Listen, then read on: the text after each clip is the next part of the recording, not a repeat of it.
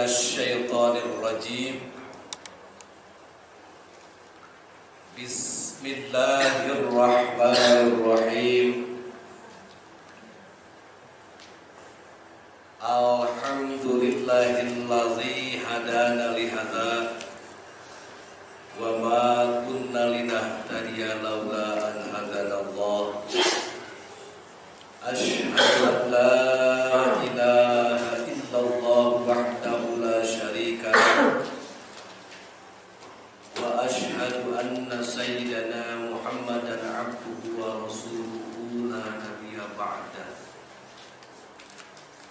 Allahumma salli wa sallim ala sayyidina Muhammadin wa ala alihi wa ashabihi wa man tabi'ahum bi ihsanin ila yaumiddin. Wa qala Allah ta'ala fil Qur'anil Karim, a'udzu billahi minasy syaithanir rajim. Allahu la ilaha illa huwal hayyul qayyum al-ayya wal a'lam bil-ghaib. Wa qala Rasulullah sallallahu alaihi wasallam, jaddidu imanakum. Qila kaifan tujaddidu imanana ya Rasulullah? Aksiru min qawli la ilaha illallah. Ilahi anta maqsudi wa ridhaka maqdubi a'tini mahabbataka wa ma'rifataka. Adatul mukarramun wal mukarramat, ikhwan akhwat kaum muslimin wal muslimat rahimakumullah. Wabil khusus sesepuh manaqib beserta jajaran yang ada di lingkungan Peruri, yang saya hormati dan saya banggakan. Alhamdulillah kita kedatangan tamu dari Sukabumi, kersana Bapak Kiai Haji Misbah Munir ya, dan terlupa pula pengurus yayasan perwakilan Kecamatan Kabupaten Kerawang yang alhamdulillah ada yang mewakilinya, muslimin dan muslimat pada umumnya. Alhamdulillah wa syukuri ala ni'amillah. Pada saat ini kita masih diberikan usia, diberikan kesempatan sehingga kita bisa hadir dalam ta'zim wa takrim Sultan Aulia Asyari Syekh Abdul Qadir Jailani Qaddasallahu sirrah. Mudah-mudahan wasilah kita mengagungkan beliau. Dari mulai awal kita tadi habis maghrib diikuti khotaman dan seterusnya, mudah-mudahan menjadikan pundi-pundi amal soleh. Salawat serta salam semoga tercurahkan kepada baginda kita Nabi Muhammad sallallahu alaihi wasallam, kepada keluarganya, para sahabatnya serta pengikutnya dalam masjid wal maghrib. Sebentar saya sebelum membahas pokok bahasan yang lain, tadi ada manqobah di mana terjadi perdebatan antara orang Nasoro ya dengan orang Muslim, maksudnya dengan Syekh Abdul Qadir. Dia masing-masing mengagungkan nabinya. Nabi Isa dibangga-banggakan, dan memang kita pun harus membanggakan kalau betul-betul kita memegang agama samawi. Yang saya khawatirkan justru waktu itu dia sudah bukan agama samawi lagi. Itu sebenarnya. Kenapa disebut agama samawi dan agama ardi?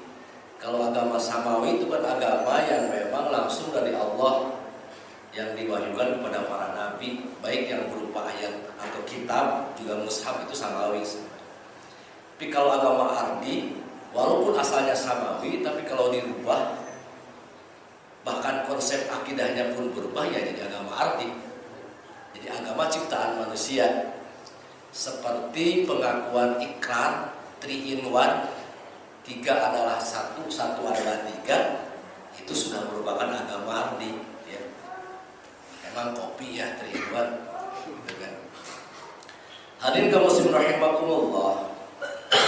Kum bi'idnillah dengan kum bi'idni.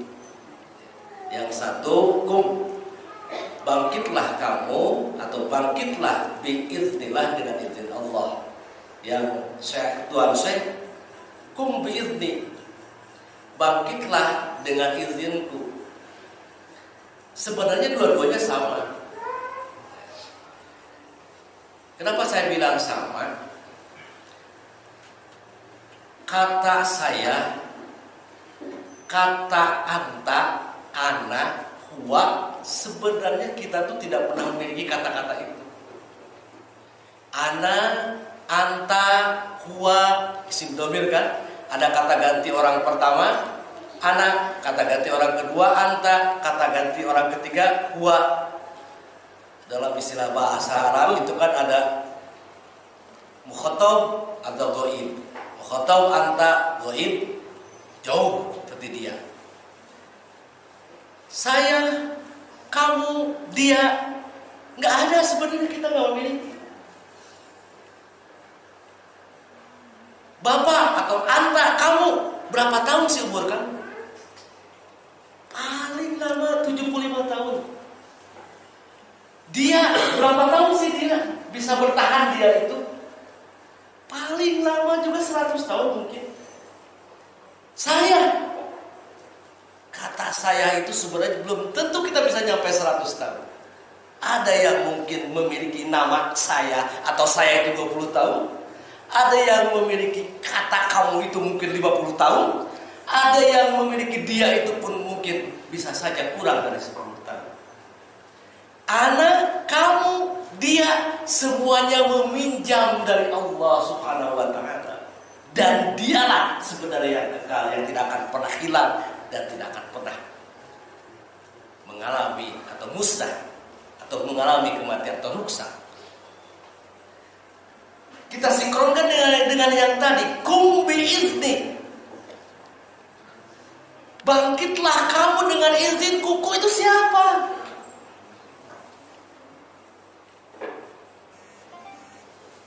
Bukan si Abdul Qadir. Ku itu siapa? Kembali lagi pada yang tadi. Saya, kamu, dia, pinjaman semuanya.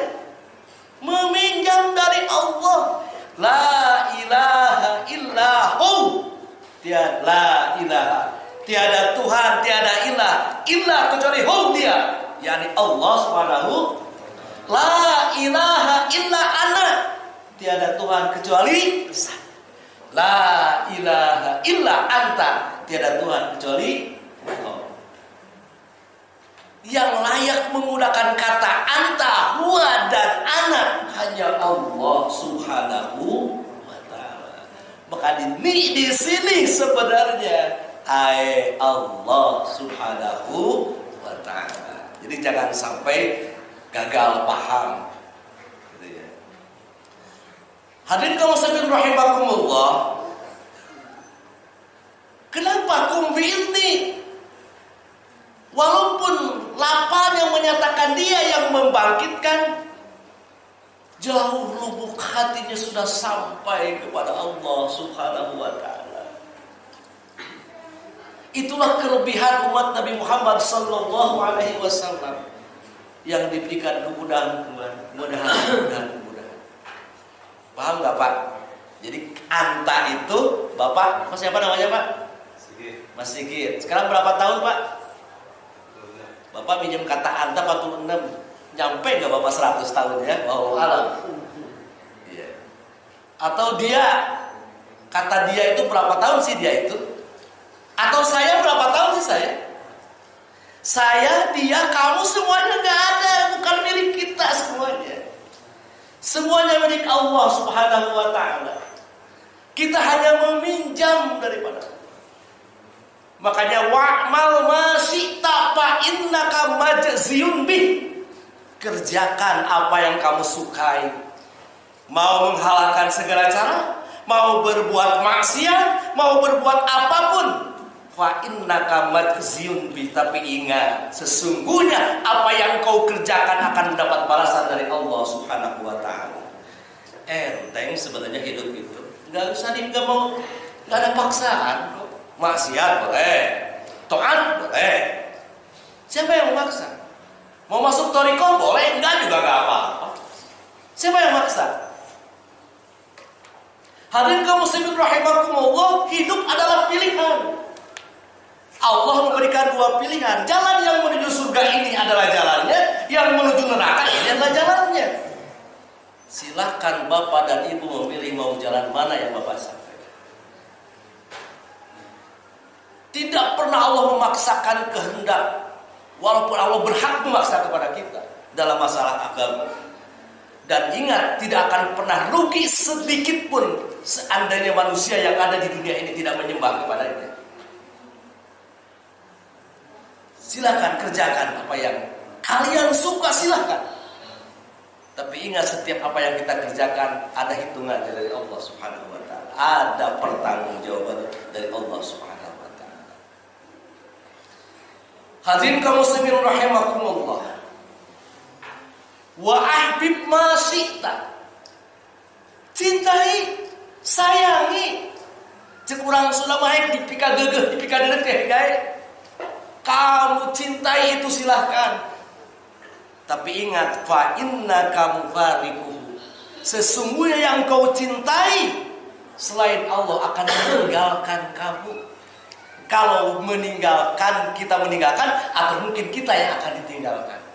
Kita yang akan meninggalkan atau kita yang akan ditinggalkan. Kalau bapak ibu mencintai jabatan, tidak akan pernah langgeng jabatan itu. Suatu saat akan pergi meninggalkan bapak. Kalau bapak mencintai makhluk berlebihan, jangan lupa makhluk yang bapak cintai suatu saat akan meninggalkan bapak.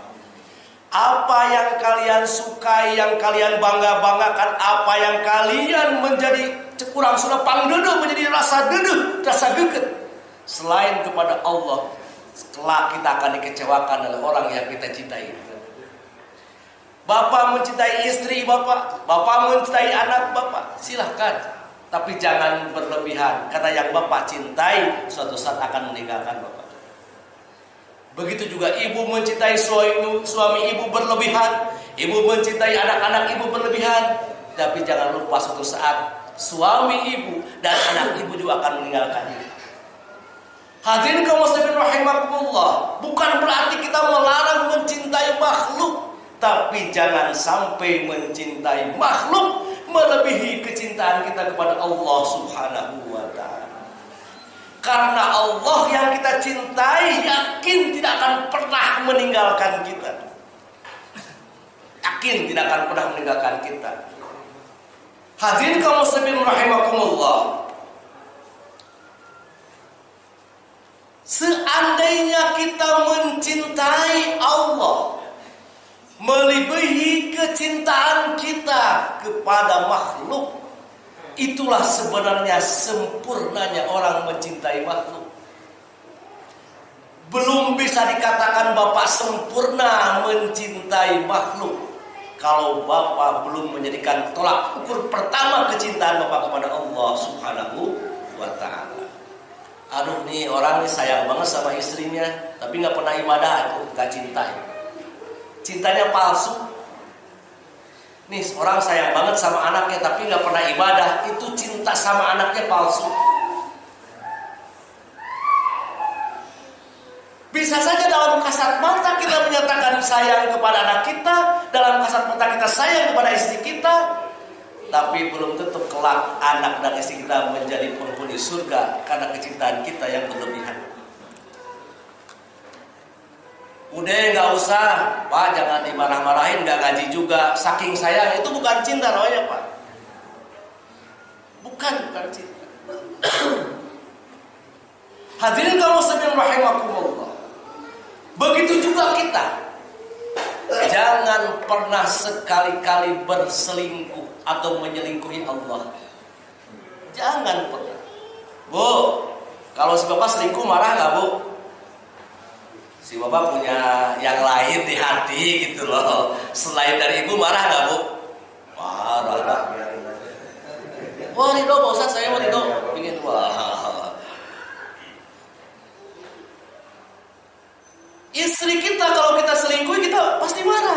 Begitu juga kita sebagai suami, istri kita selingkuh, kita marah. Begitu juga Allah Subhanahu wa ta'ala akan marah kepada hambanya yang menyelingkuhinya.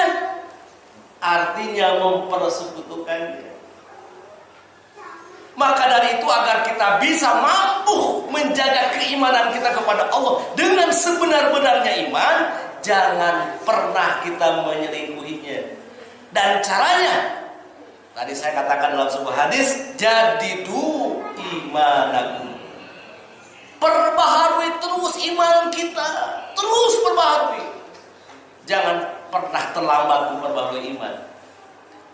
Gila, narosta bertanya para sahabat, kaifa nujadidu imanana ya Rasulullah? Bagaimana cara memperbaharui iman itu ya Rasulullah? Aksiru, perbanyaklah min qauli la ilaha illallah. Berbanyaklah berzikir, berbanyaklah membaca kalimat la ilaha illallah untuk iman kita supaya baru dan baru terus bertahan kokoh dan tidak pernah bergeming kepada Allah Subhanahu wa ta'ala. Timbul pertanyaan, apakah kalimat la ilaha illallah yang tanpa thariqah itu juga bisa memperbaharui iman? Jangan merasa kita paling hebat, hanya thariqah lah yang melalui thariqah lah la ilaha illallah itu bisa memperbaharui iman. Kalimat la ilaha illallah dibacakan oleh siapapun akan memperbaharui imannya walaupun tanpa thariqah. Kasihan yang lain yang ikut thariqah merasa tersudutkan. Apakah thariqah dzikir la ilaha illallah yang tanpa thariqah juga bisa jadi benteng? Bisa. La ilaha illallah hisni. La ilaha illallah itu adalah bentengku. Wa man dakhalahu umina min azabi. Barang siapa yang masuk kepada bentengku, aman dari azabku. Semua kalimat la ilaha illallah yang dibacakan itu semua akan jadi benteng, baik yang ikut dalam thariqah maupun yang tidak ikut dalam thariqah. Jangan Bapak mengecilkan mereka yang membaca kalimat la ilaha itu tidak membaca benteng atau tidak menjadikan benteng. Loh, apa bedanya itu kalau begitu Pak Ustaz masuk thariqah dengan tanpa masuk thariqah? Ada bedanya. Saya mau bikin pondasi benteng, tapi saya tidak menggunakan metode pembuatan pondasi. Kebutuhan saya basic di pondasi itu misalnya. Karena apa? Asal-asalan aja. Batunya saya nggak pilih apakah masuk agregat A, B atau C. Pasirnya bagaimana kandungan debunya, apakah banyak, sedikit atau bagaimana? Semennya semen apa yang harus dipakai? Apakah semen itu produk SLI, betul-betul standar nasional? Atau semen biasa yang lama kering? Ada kan semen murahan? Apakah pasirnya pasir dari kali atau pasir yang terkenal kalau dicari itu pasir Jeblon? Itu yang paling bagus itu, mungkin sampai ke sini juga. Terus dilihat agregat batunya gimana. Kalau batu yang bulat kurang bagus kalau buat pondasi. Harus misalnya menyudut atau kasar ya itunya. Itu masuk kepada agregat apa? Agregat A, B, C dan sebagainya. Begitupun dalam pengaspalan, bagaimana agregat A, bagaimana aspal yang baik, bagaimana pasir yang baik. Selesai dianalisa, selesai diperiksa, selesai dipelajari, ternyata yang paling bagus adalah menggunakan cara yang ini. Maaf ya, nanti arahnya saya kemana nih? Begitu batu itu dipasang dijadikan benteng, besinya juga standar nasional, keluaran dari Krakatau Steel. Semennya juga semen yang terbaik, batunya batu yang terbaik, pasirnya pasir yang terbaik, yang menggunakan juga orang-orang pilihan. pekerjanya juga pekerja yang baik, maka akan menjadikan benteng yang kokoh. Ada yang membuat benteng tapi asal-asalan. Pasirnya biasa, batunya juga biasa, semennya juga biasa. Bakal jadi benteng, tapi antara kokoh dan tidaknya belum tentu bisa teruji, bisa kokoh atau tidak. Hadirin kaum muslimin rahimakumullah. Mengapa kita penting masuk ke dalam thariqah? Thariqah adalah suatu metode hasil mukasabah para alim ulama, para aulia, agar mampu menjadikan benteng yang kokoh, yang tidak akan pernah bergeming walaupun diterpa setiap badai, termasuk hisnun minasyaiton, hisnun minanifaq, wa hisnun dari minanar, dari setan, dari munafik, dari api neraka, akan jadikan benteng kalau bentengnya itu bagus. Maka dari itu kita tidak boleh mengecilkan orang yang membaca kalimat la ilaha illallah, tidak boleh. Itu tetap akan jadi benteng. Antara kuat dan tidaknya tergantung bagaimana benteng itu berdiri. Makanya la ilaha illallah melewati beberapa latifah atau latoib, pirang-pirang latifah. Di sana ada latifatun nafsi, qalab, ahfa, sirru, termasuk semua latifah yang 7 ini dibentengi oleh kalimat la ilaha illallah.